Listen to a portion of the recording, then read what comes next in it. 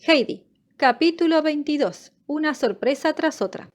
A la mañana siguiente, el viejo de los Alpes salió de la cabaña aún más temprano que de costumbre para examinar el cielo y ver cómo se presentaba el día.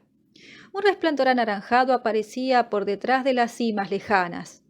Un viento fresco mecía las ramas de los abetos. El sol iba a salir. El viejo permaneció algún tiempo inmóvil, contemplando con recogimiento la aparición del día. Después de las altas cumbres fueron las colinas las que se vieron coronadas de una transparente claridad. Los sombríos vapores del valle se disiparon, absorbidos por una luz rosada, y pronto, desde las cimas al llano, todo resplandeció sumido en una luz flotante. El sol había salido. El abuelo sacó el sillón de ruedas del cobertizo, lo llevó ante la puerta y allí lo dejó. Luego subió a despertar a las niñas y a decirles que había amanecido un día hermoso. En aquel momento Pedro aparecía en lo alto del sendero. Las cabras no iban como habitualmente a su lado, sino que, aterradas, corrían de un lado a otro, pues a cada momento el pastorcillo cortaba el aire con su látigo y los animales rehuían los golpes. Pedro había llegado al colmo de la cólera y de la desesperación. Desde hacía 2 semanas no había tenido a Heidi solo para él, como de costumbre. Desde el amanecer, cuando subía a los Alpes, hallaba a la niña forastera instalada en su sillón de ruedas y acompañada de Heidi. Al atardecer, cuando volvía, el sillón y la enferma estaban bajo los abetos y Heidi tan cerca de la inválida como por la mañana.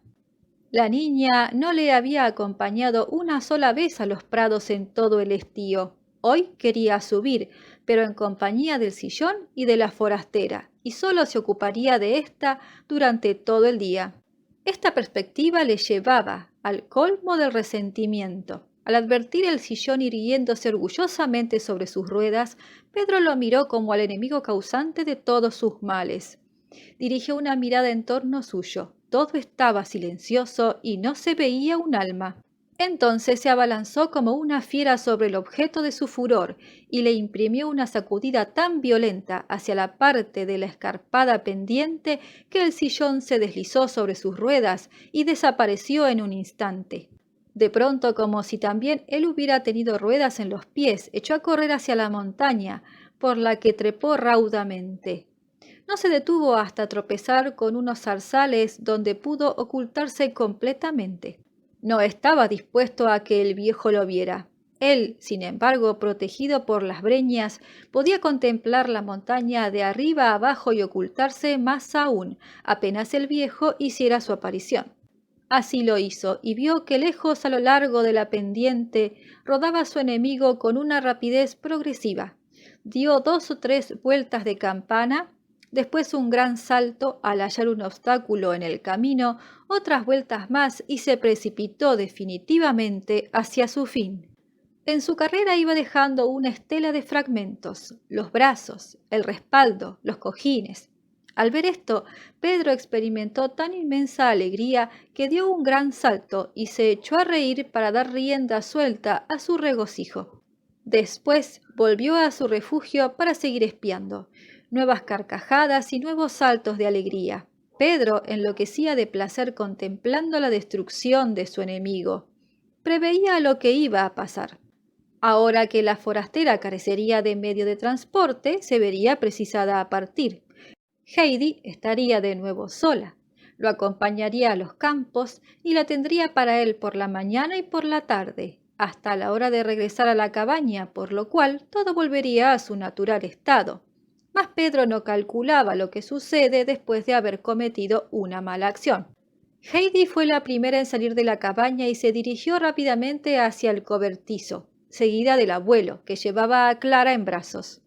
La puerta del cobertizo estaba completamente abierta, las 2 tablas habían sido apartadas y la luz del día penetraba hasta los más profundos rincones. Heidi miró en todas direcciones y después volvió al lado del abuelo con rostro en el que se dibujaba el más profundo asombro. El viejo avanzó a su vez. «¿Qué significa esto? ¿Eres tú, Heidi, la que te has llevado el sillón?» «No, abuelito, no lo encuentro por ninguna parte, a pesar de que dijiste que estaba en la puerta del cobertizo», repuso la niña, mirando en todas direcciones. A todo esto el viento había adquirido mayor violencia y comenzó a sacudir las puertas del cobertizo. «Abuelito, ha sido el viento», exclamó Heidi. «Oh, si se hubiera llevado el sillón de Clara a Dorfli, tardaríamos mucho tiempo en volverlo a traer, y ya no podríamos ir a los prados porque sería demasiado tarde». «Si ha llegado a Dorfli, no podremos encontrarlo de ninguna manera, porque se habrá hecho 1000 pedazos», dijo el abuelo avanzando para examinar la pendiente. «Es curioso», añadió, midiendo con la mirada el trayecto que debía de haber recorrido el sillón para dar la vuelta a la cabaña.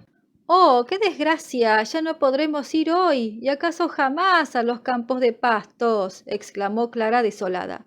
«Indudablemente será preciso que me vuelva a casa, puesto que no tengo el sillón.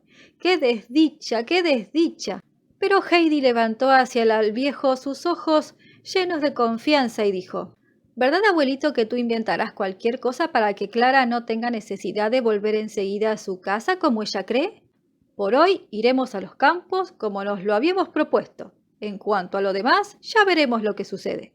Las niñas dieron rienda suelta a su alegría. El viejo entró en la cabaña y salió con unos cuantos chales que extendió cerca del muro y puso sobre ellos a Clara. Después fue en busca de la leche para que se desayunaran las niñas e hizo salir a Blanquita y Diana del establo. «¿Por qué tardará tanto nuestro general?», dijo el viejo como hablando consigo mismo, pues no había oído todavía el silbido del muchacho. «Desde hoy», dijo poniéndose en marcha, «las cabras vendrán con nosotros». Heidi no podía desear cosa mejor. Un brazo en torno del cuello de Blanquita y rodeando con el otro el de Diana, corría alegremente detrás del abuelo. Las cabras se mostraban tan contentas de ir de nuevo en su compañía que la estrujaban a fuerza de estrecharse contra ella. Al llegar a lo alto vieron de pronto a las cabras que pasían tranquilamente y a Pedro que estaba tumbado entre ellas. «Otra vez te enseñaré a que silbes cuando pases. ¿Qué significa esto?», exclamó el viejo. Apenas oyó esta voz tan conocida, Pedro se puso en pie apresuradamente. «¿Nadie se había levantado todavía?», repuso. «¿Has visto el sillón?», preguntó el viejo. «¿Qué sillón?», repuso Pedro con tono áspero. El viejo no dijo nada. Extendió los chales al sol, instaló sobre ellos a Clara y le preguntó si se encontraba bien.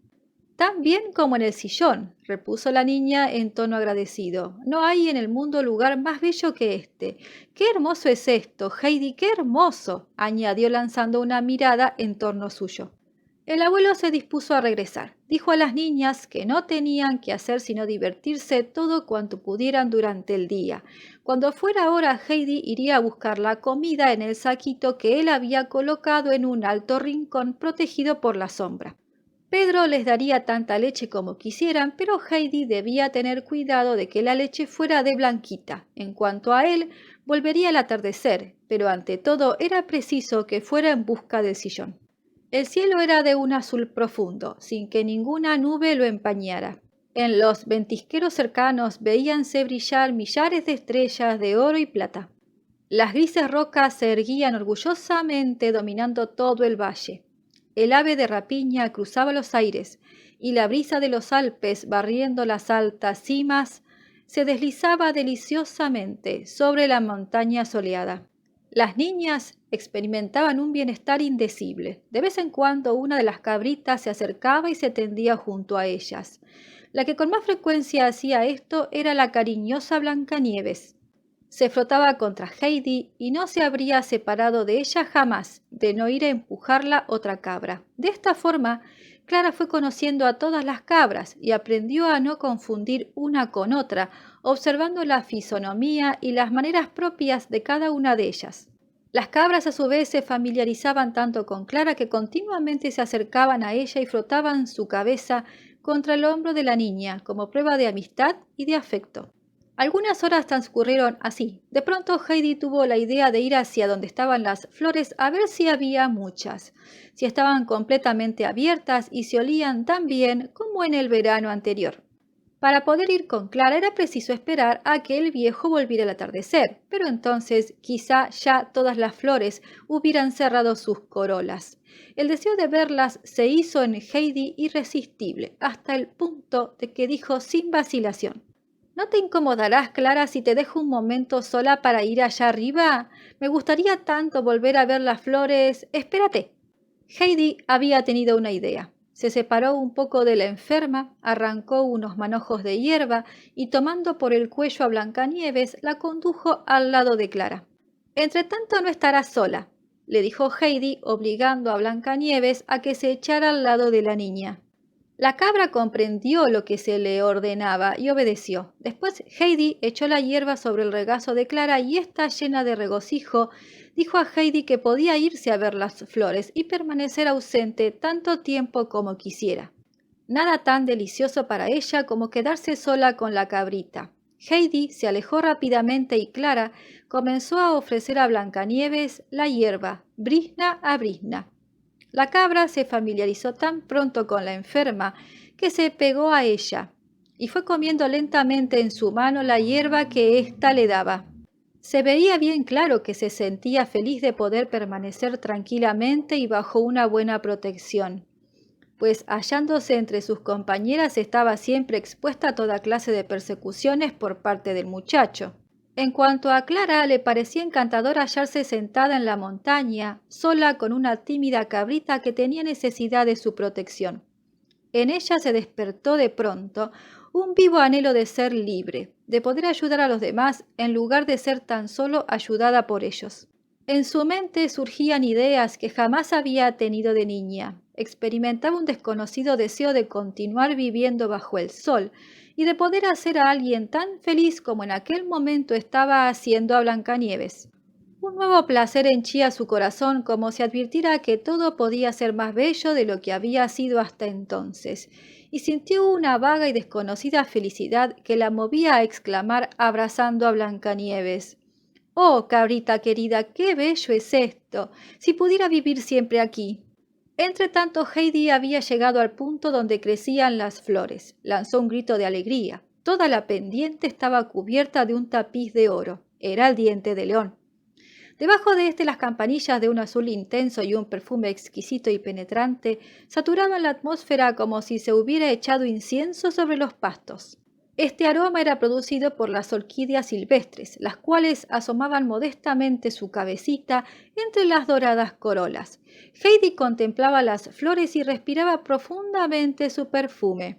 Después, de súbito, volvió sobre sus pasos y llegó al lado de Clara sin aliento y llena de una viva excitación.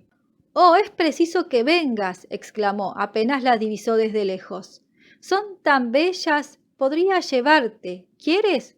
Clara contempló a Heidi estupefacta y después movió la cabeza negativamente. «No, no, Heidi, tú eres mucho más pequeña que yo. Sin embargo, si pudiera ir». Entonces Heidi dirigió en torno suyo una mirada escrutadora. Sin duda había tenido una nueva ocurrencia. En los altos campos de pastos, sentado en el mismo sitio donde antes estuviera echado, Pedro contemplaba fijamente a las niñas. 2 horas hacía que estaba allí sin moverse y casi sin pestañear, como si no pudiese comprender lo que sucedía.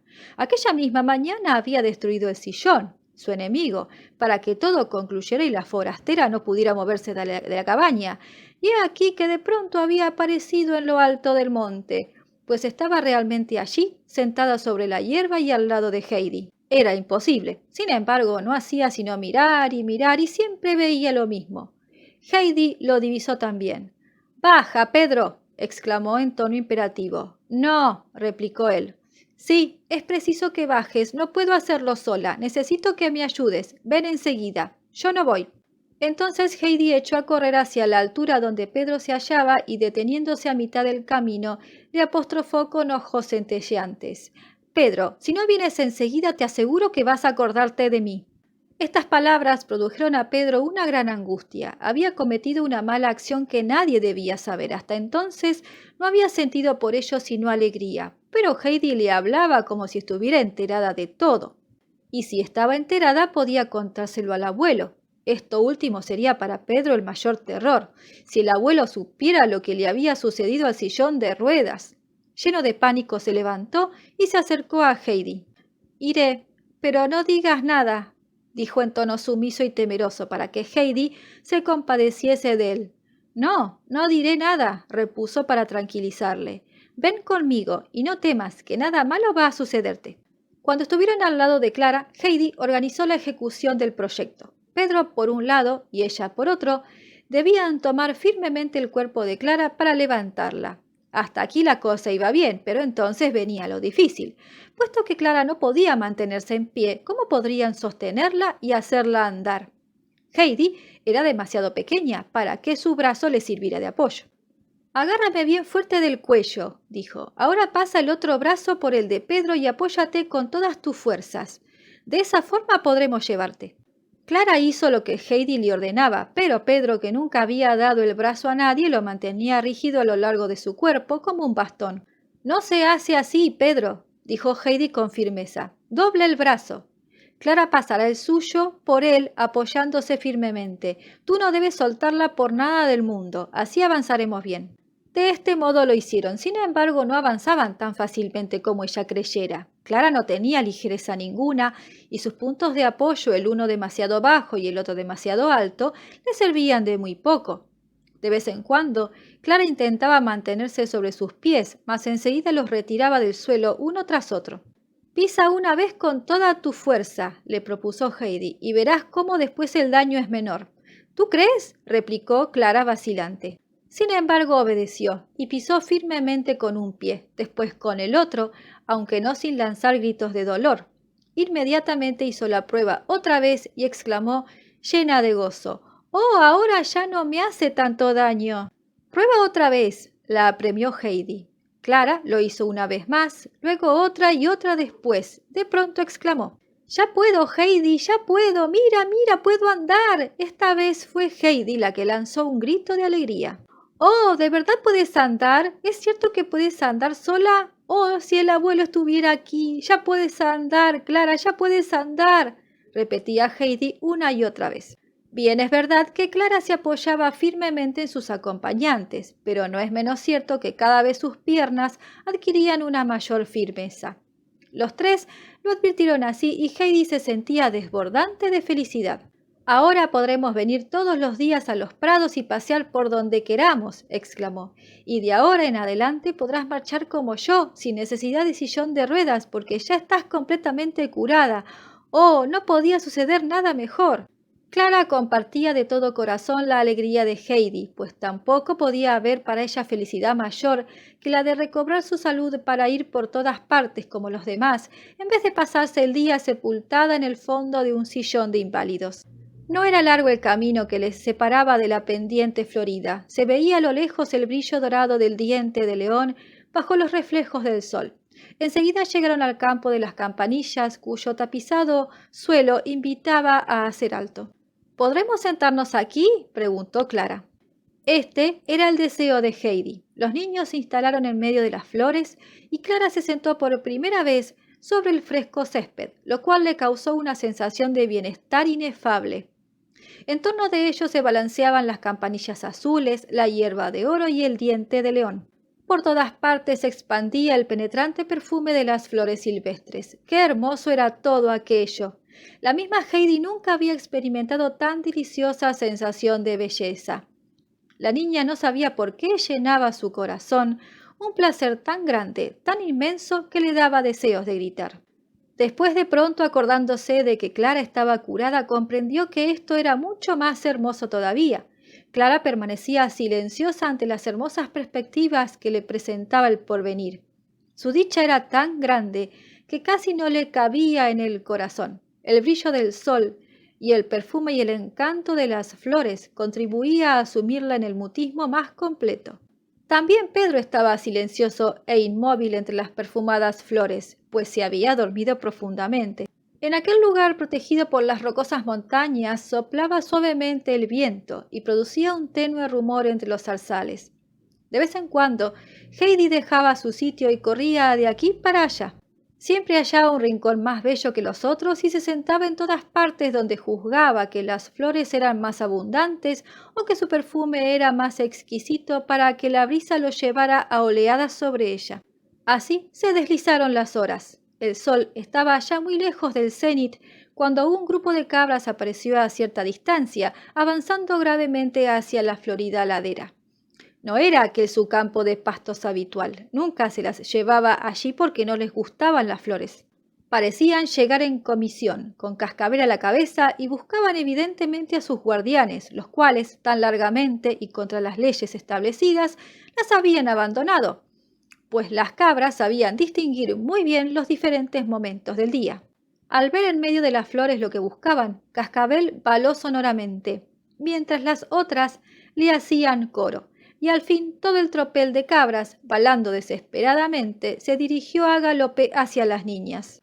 Pedro despertó entonces, pero tuvo que frotarse los ojos fuertemente, pues había soñado que el sillón estaba de nuevo ante la cabaña, más intacto que nunca, y aún despierto, había visto las tachuelas doradas brillar al sol. Pero pronto se dio cuenta de que no había tales tachuelas, sino que se trataba de las florecillas amarillas que salpicaban el césped. Al mismo tiempo, la angustia que había experimentado durante sus sueños al ver el sillón intacto resurgió en él con más fuerza que antes. A pesar de que Heidi le prometió no decir nada al viejo, Pedro sentía el temor de que cualquier otro lo descubriera. Así pues, se mostró muy amable y obediente e hizo todo cuanto Heidi le ordenaba. De vuelta a los prados, Heidi se apresuró a ir en busca del saquito de la comida y se dispuso a cumplir la promesa, pues al amenazar a Pedro solo había querido decir que lo dejaría sin comida. Al ver por la mañana los manjares exquisitos que el abuelo había puesto en el saquito, a Heidi la complació en la idea de que una parte de ellos sería para Pedro. Mas en vista de su obstinación, quiso darle a entender que no probaría aquellas cosas tan ricas, cosa que Pedro interpretó de modo muy diferente. Heidi vació el contenido del saquito y trozo a trozo formó 3 pilas iguales. Viendo lo altas que eran, exclamó con alegría: «Además, Pedro tendrá todo lo que a nosotras nos sobre». Después dio sus 2 raciones a sus 2 compañeros y se sentó con la suya al lado de Clara. Los 3 comieron con gran apetito a causa del inusitado ejercicio realizado aquella mañana. Llegó, sin embargo, lo que Heidi había previsto. Cuando a Clara y a ella se les había terminado el apetito, quedaba todavía una segunda ración para Pedro, tan abundante como la primera. Este se lo comió todo en silencio y aún recogió las migajas, pero no mostró su habitual satisfacción. Algo pesaba en su estómago y le oprimía la garganta a cada bocado. Habían comenzado a comer tan tarde que poco después vieron aparecer al abuelo, que acudía en su búsqueda. Heidi corrió a su encuentro. Quería ser la primera en contar al viejo lo que había sucedido, pero su gozo era tan grande que apenas halló las palabras precisas para explicarle el hecho. Este, sin embargo, comprendió enseguida lo que la niña quería decirle y un vivo placer iluminó su rostro. Apresuró el paso y llegó junto a Clara, a la que dijo sonriendo gozosamente: «Te has atrevido al fin, pues entonces la victoria es nuestra». Después la ayudó a levantarse y poniéndola de pie, la rodeó con el brazo izquierdo y le tendió el firme apoyo de la mano derecha. Clara anduvo todavía con más seguridad que antes. Heidi comenzó a dar saltos en torno de ella mientras lanzaba exclamaciones de gozo. En cuanto al abuelo, hubiérase dicho que la suprema felicidad se había adueñado de él. Pero de pronto se detuvo y tomando a Clara en sus brazos le dijo: «Para ser la primera vez, ya está bien. Por otra parte, es ya hora de regresar a la cabaña».